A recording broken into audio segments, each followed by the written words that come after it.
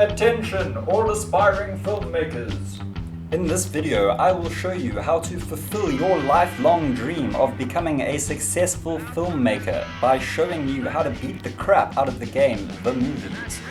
I'm just going to share with you a few tips and tricks that I picked up that'll help you fill up those green bars and finally see that end screen you've been waiting so long to see. Tip number 1 just happens to be fantastic advice for real life. Never drink alone. You see, in the game The Movies, you get two types of recreational buildings that are basically the same building just at different tiers. The bar and the restaurant. These recreational buildings serve two distinct purposes. Firstly, to reduce the stress of your actors and directors. And let's be honest, it's mainly directors. That's just because there's some scenes that actors don't even have to show up for. The second function of these recreational buildings is to serve as the only place where you can increase the relationship status of your employees. So in order to play optimally, it makes sense that you should fulfill both of these functions at the same time. You see, in the game The Movies, there are two resources that you have to manage: people and time.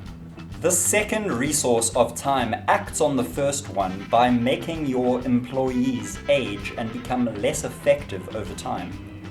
Not only that, but your actors and directors have addiction meters for food and drink that will build up over time and can only be reduced by sending them to the rehab, which will take a large chunk out of that actor's lifespan. Lastly, relationships are one of the most important criteria that your movies are graded on, so it's essential that you get your relationship status up if you want to make good movies. Every single guide on this game states that you should separate your crew into two different groups, and this is absolutely true. Seeing as there are awards for most prolific actor, most prolific studio, as well as awards for quality movies, it's important to split your crew into a quality movie crew made up of a few actors and a good director, and then another crew that just churns out trash all year long.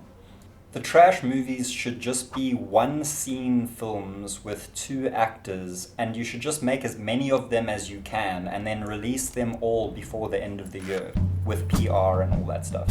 The director and the lead actor should be friends, so you should get them talking straight away, and before they ever get stressed out enough to drink at the bar, they should be at the levels where they can drink at the bar together. This strategy is guaranteed to make your stars successful because you'll get into a pattern of making movies, sending them to drink at the bar to make friends and relieve stress, and then make another movie as soon as possible with that new relationship boost. The characters will let you know when they're ready for the next tier of their relationship through the little speech bubbles that appear above their heads. They'll say they're ready to go somewhere more private when they're ready to increase their relationship tier, or they'll say they feel awkward when they're ready to lower their relationship tier. The order of the tiers goes bar, VIP bar area, restaurant, VIP restaurant area. Once you get them to be soulmates with big glowing suns above their heads, you'll know you've succeeded. Tip number 2 is something that a lot of people might not know you can even do, and this is to train your extras. That's right, your extras are actors just like your stars, and they don't have to sit around your lot all day doing nothing. You can put those suckers to work and get them training in action, comedy, sci-fi, whatever genre you want before you employ them as full-time stars. What's more, extras don't get stressed out like actors and directors do, so you can have them working all round the clock without suffering any penalties. If you're hiring and training enough people, you can have a full production line of fully trained genre actors by the time they're 25. Which brings me to my next tip, which is to hire every single person. That's right, hire every single person that comes to your gates. As I said earlier, the resources in this game are people and time, and one of the biggest complaints about this game is that it doesn't give you enough people. Well, this is by design, because every person that you have in your lot is another resource that you can use to your advantage. And by limiting the amount of people you get at your gates, the game is limiting how much power you have. If you install a mod that makes more people arrive at your gates, you are basically cheating and making the game easier for yourself, because one of the challenges of this game is managing your workforce and assigning them to the right jobs. There is no downside to hiring people in this game apart from the salary that you have to pay them, but that salary will be negligible in comparison to the earnings that you'll be making from your huge blockbuster movies. What's more, in order for your stars to achieve a higher star rating, they need an entourage, which is made up of assistants that can be employed from pretty much anywhere in your studio. These assistants can be hired and fired and moved to other jobs at a whim, but the one thing that you can't do is make more people. So while it's important to hire as many people as you can, it's also important to keep a limit on the amount of stars that you have in circulation at any one point, because all of those stars are going to need an entourage, and that resource is limited. This brings me to my next tip, which is to fire or sell one of your stars every year once they start reaching retirement age and once you have new talented young actors and directors to replace them. As mentioned earlier, your actors and directors will get older, and there's no point with keeping a geriatric director or actor on your crew when there are new, young, talented extras ready to become actors and directors. As much as it might hurt to strip your distinguished golden girl of her fancy trailer and her huge entourage of assistants willing to fulfill her every whim and then just give them to the next little thing that walks through the gates, as much as it might hurt to do that, you have to in order to keep your movie-making train on the tracks. If you fail to do this and you keep your geriatric stars on the payroll while failing to hire new young talent, you will ultimately run into troubles later. Either because you don't have enough assistants to fulfill all of your stars' needs, or because your stars are just not attractive enough to make good movies, you're going to run into trouble. What's more, there is an award for highest climbing newcomer, and you can win this award every single year if you hire a newbie and put them in fantastic movies. But, like I said, you're only going to be able to do this if you make room in your studio by hiring the older stars. In practice, this is not exactly easy, and it's a bit of a game of Where's Wally to find all of the assistants that work for the actor or director that you're firing and then transferring them to the rest of your staff.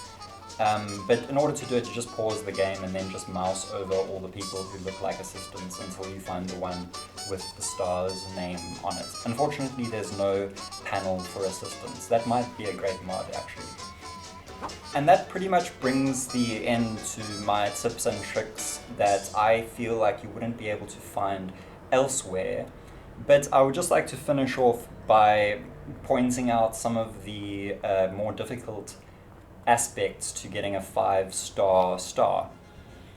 The first thing that might be a little bit difficult is having a prestigious trailer, and the way to do this is to just fill up the trailer's area with as many decorations to get this display as green as possible, and then to also make sure that it's repaired by dropping a maintenance man on the trailer. The hardest thing by far in getting your star's rating up is PR, because this can only be done in 2 ways: through the PR department and using photographers, which are probably the worst implemented part of this entire game. The problem with photographers is that it's not exactly clear what a photographic moment is.